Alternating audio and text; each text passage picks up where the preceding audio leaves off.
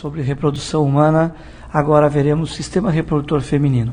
Nessa aula, vamos dar destaque às estruturas que formam a anatomia do sistema reprodutor feminino, começando com a genitália externa, também denominada vulva.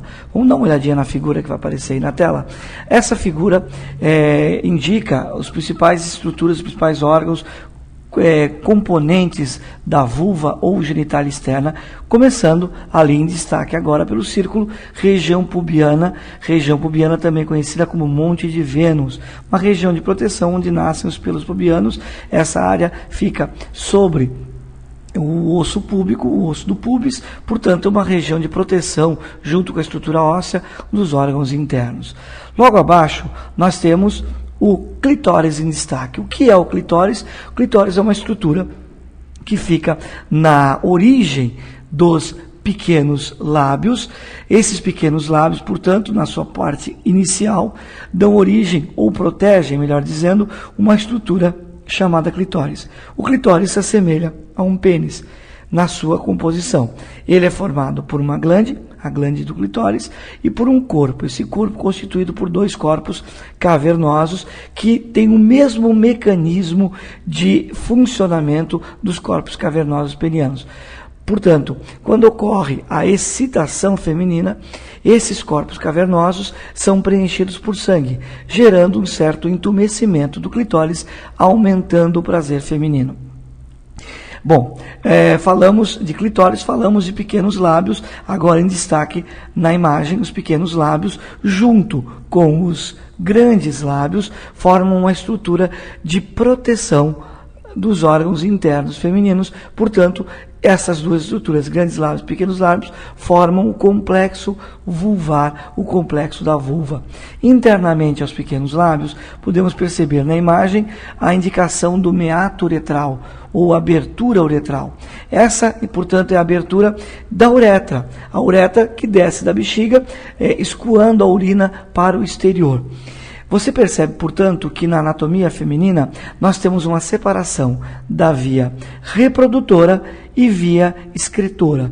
Por que isso? Porque você tem o meato uretral acima do meato vaginal, do acesso, da abertura à vagina. A vagina é o órgão de cópula, é o órgão que vai permitir, portanto, a cópula, a penetração do pênis para a liberação do sêmen, para que esse sêmen, contendo os espermatozoides, permita a ascensão dos espermatozoides para o corpo uterino. Portanto, via reprodutora separado da via excretora no sistema reprodutor feminino. Vamos dar uma olhadinha na próxima imagem. A próxima imagem, ela mostra um corte sagital, onde nós podemos perceber a posição dos órgãos no interior do abdômen. Aula 4 sobre reprodução humana, agora veremos sistema reprodutor feminino.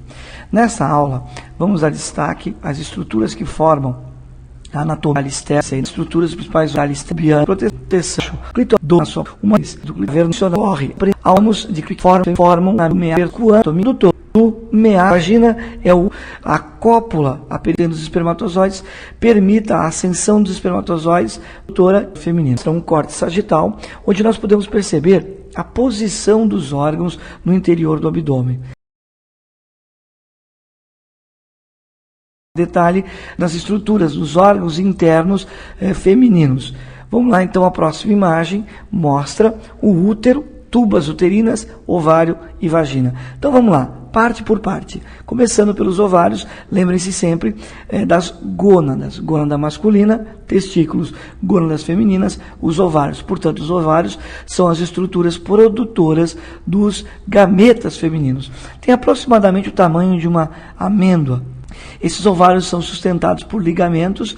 Os dois principais são os ligamentos dos ovários, um em cada lado, como aparece indicado na imagem.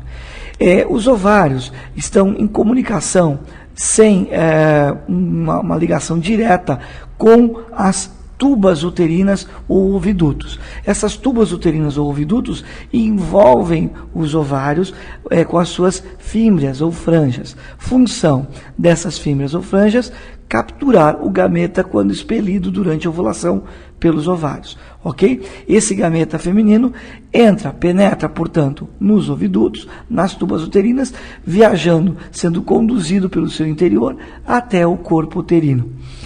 Nessa estrutura, tubas uterinas, merece destaque uma região conhecida como infundíbulo, também denominada primeiro terço ou terço distal da tuba uterina ou oviduto. Por que essa região merece destaque? Porque nesta região é que ocorre a fecundação. Portanto, nesta região é que o gameta feminino pode ser fecundado por um gameta masculino. Portanto, local da fecundação, não esqueça, primeiro terço, terço distal ou infundíbulo. Após a fecundação, ocorre o surgimento do ovo zigoto. Esse ovo zigoto passa a sofrer divisões ao longo do trajeto pela tuba uterina até chegar à luz, ao interior do útero.